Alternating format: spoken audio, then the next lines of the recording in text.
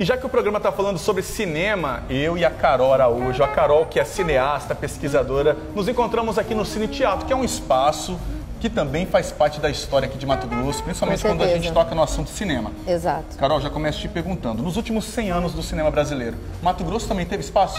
Com certeza, né? A gente tem... Em 2008 nós comemoramos 100 anos do cinema em Mato Grosso, né? Há 10 anos atrás. Então a gente está com 110 anos. Existe um livro do Luiz Borges, inclusive, que fala sobre as memórias do cinema mato-grossense. Você tem, ao mesmo tempo que você tinha Humberto Mauro fazendo cinema no Brasil, você tinha a Expedição Rondon fazendo os registros etnográficos da passagem dela por aqui com uma câmera de cinema. Então, assim, esse processo de construção social e identitário do Mato Grosso, o cinema está incluído desde o primórdio, né, da nossa sociedade.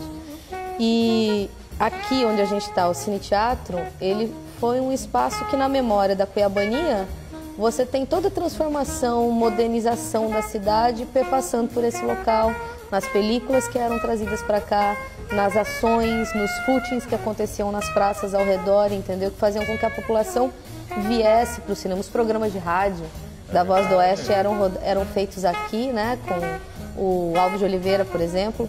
Então, cinema, audiovisual, comunicação é uma coisa que está na gênese da nossa sociedade.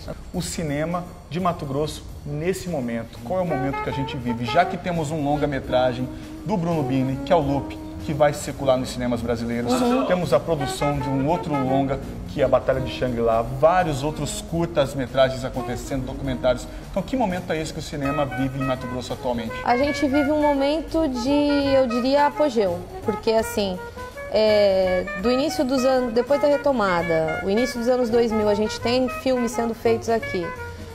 De repente, 2010, a gente entra num vácuo, acaba incentivo, porque a maior parte do nosso produto audiovisual ali era via incentivo estadual ou municipal. E aí a gente fica numa tentativa de diálogo com o poder público, porque o cinema no Brasil, ele ainda é uma arte que precisa de incentivo. A gente não tem uma indústria totalmente pujante, né? Como a americana, como a europeia, enfim. E aí a gente ficou um tempo, ficamos 5 anos em diálogo, tentando esse diálogo, para que a partir de 2015 a gente conseguisse ter um retorno do poder público. Como assim um retorno? Ele enxergasse que investir em cinema é investir em economia criativa. E a gente está vivendo um mundo hoje que busca outras formas de economia, né?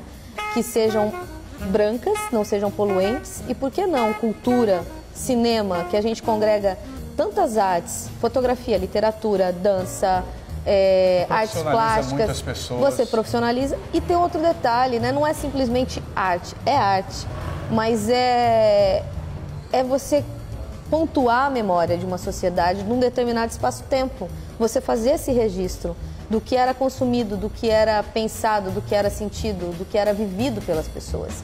Toda a sociedade precisa disso. E o cinema é a maior forma de expressar isso de uma certa maneira. E eu tenho certeza que Mato Grosso, com toda certeza, está conquistando o seu espaço merecido por tudo isso que já foi batalhado por tantos outros cineastas e para os que estão chegando novos agora, né, Carol? Sim, a gente tem esse ano de 2018, né? Abrimos com o filme do Bruno, o Loop, o longa-metragem. A gente teve o filme do Severino Neto, que foi a Batalha do Xangri-Lá. Então a gente teve um ano em 2 longas. Na verdade, a gente tem um terceiro longa-metragem local que vai ser rodado aqui, que é o Anel de Eva, do Fly Barradas.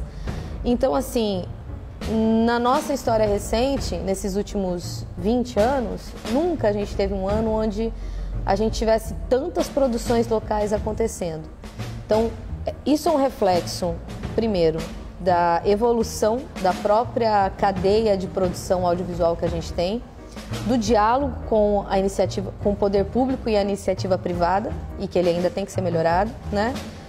Da abertura para que esses novos contadores de histórias, esses novos registradores de tempo, que são os cineastas, eles possam mostrar o trabalho deles e fazer o que eu disse antes, essa situação do que a gente vive, do nosso landscape, das nossas pessoas na tela. Não só para a gente aqui, mas para o mundo, né? Então, eu acho que a gente está caminhando por uma profissionalização cada vez maior do setor e por ouvir muito mais nomes de realizadores locais rodando festivais nacionais e internacionais, dando muito orgulho por registrar uma parte tão bonita da nossa história.